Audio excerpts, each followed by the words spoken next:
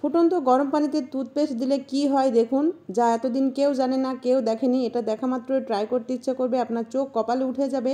এটা এত উপকারী একটি জিনিস তৈরি হবে আপনি কল্পনাও করতে পারবেন না। আপনি অনেক দিন থেকে যে সমস্যা ভুগছেন সেই সমস্যার সমাধান হয়ে যাবে, পাশাপাশি আপনার সংসার খরচ বেঁচে যাবে। তার জন্য কি করতে হবে পুরো ভিডিওটি দেখতে থাকুন। পুরো ভিডিওটি দেখলেই আপনি বুঝতে পারবেন যে আপনার কত বড় সমস্যার সমাধান হয়ে যাবে ফুটন্ত গরম পানিতে এভাবে টুথপেস্ট দিলেই। প্রথমে আমি চুলার উপরে একটি কড়াই বসিয়ে দিয়েছি, আর অবশ্যই কিন্তু পরিষ্কার কড়াই দিতে হবে।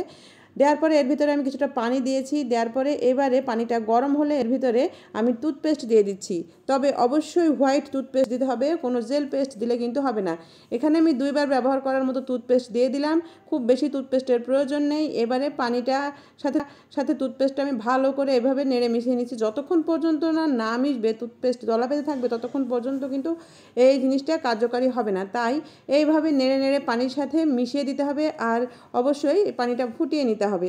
যখন দেখবেন এটা গলে গেছে, পানিটাও ফুটে উঠেছে, তখন এটা নামিয়ে নিতে হবে এবং ঠান্ডা করে নিতে হবে। আমি অলরেডি এটা ঠান্ডা করে নিয়েছি এবং একটি আমি এইভাবে মগের ভিতরে নিয়ে নিচ্ছি। এবারে আমি এর ভিতরে দিয়ে দিব সামান্য একটু বেকিং সোডা। বেকিং সোডার পরিমাণ কিন্তু বেশি দেওয়া যাবে না।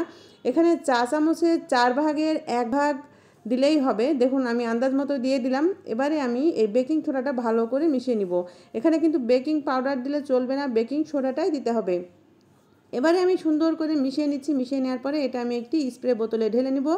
আর এখানে কিন্তু কোনো রকম তেল থাকা যাবে না, আমি আগেই বলেছি, সব কিছু পরিষ্কার পরিচ্ছন্নভাবে নিতে হবে। এবারে এটা ঢেলে নেওয়ার পরে আমি স্প্রের বোতলের এই ক্যাপটা আটকিয়ে দিব। এরকম স্প্রের বোতল দেখা যায় সবার বাসাতেই থাকে, না থাকলে আপনারা একটু কষ্ট করে কিনে নেবেন। এবারে আমি এটা দিয়ে কী করব। বন্ধুরা, এটা দিয়ে আপনার বাসার কি ক্লিন করতে পারবেন দেখে নিন। আমাদের বাসার গ্লাসের ডাইনিং টেবিল থাকে, সেই ডাইনিং টেবিল দেখা যায় খাওয়া দাওয়ার পরে অনেক চিটচিটে আঠালো হয়, আর এই তেল চিটচিটে ভাব কিন্তু যেতেই চায় না। আপনি সামান্য একটু স্প্রে করে মুছে নেবেন, দেখবেন ডাইনিং টেবিল একেবারে চকচকে ঝকঝকে হয়ে যাবে। এছাড়া আপনারা গ্লাসের যে কোনো জিনিসপত্র ব্যবহার করতে পারেন। সব থেকে বড় সমস্যা যেটা আমাদের হয়, বেসিনের যে গ্লাসটা থাকে, বেসিনের গ্লাসে কিন্তু সোপ এরকম দাগ পড়ে যায়, আর এই বেসিনের সোপ দাগগুলো কিন্তু উঠতে চায় না, একেবারে আঠালো হয়ে লেগে থাকে। তাই আপনারা এইটা নিয়ে সামান্য একটু স্প্রে করে দিবেন আর একটি ভেজা কাপড় দিয়ে মুছে নেবেন। অনেকেই কমেন্ট করেন বেসিনের আয়নার এই দাগগুলো সহজে উঠতে চায় না। আপনারা বেসিনের আয়নার এই দাগগুলো 1 সেকেন্ডে উঠিয়ে নিতে পারবেন শুধুমাত্র এই স্প্রেটা দিয়ে। পাশাপাশি আপনার বাসায় ড্রেসিং টেবিলের গ্লাসও কিন্তু এই স্প্রেটা দিয়ে পরিষ্কার করে নিতে পারবেন, একেবারে ঝকঝকে চকচকে হয়ে যাবে, নতুনের মতো হয়ে যাবে। এছাড়া কিচেনে যে আমরা গ্যাসের চুলাটা ব্যবহার করি, যাদের গ্যাসের চুলা এরকম গ্লাসে, তারা কিন্তু অবশ্যই এটা ব্যবহার করতে পারবেন। দেখুন আমি একটুখানি স্প্রে করে মুছে নিচ্ছি, সকল প্রকার তেল চিটচিটে ভাব কিন্তু দূর হয়ে যাবে। ভিডিওটি অনেক উপকারী, অবশ্যই ট্রাই করবেন।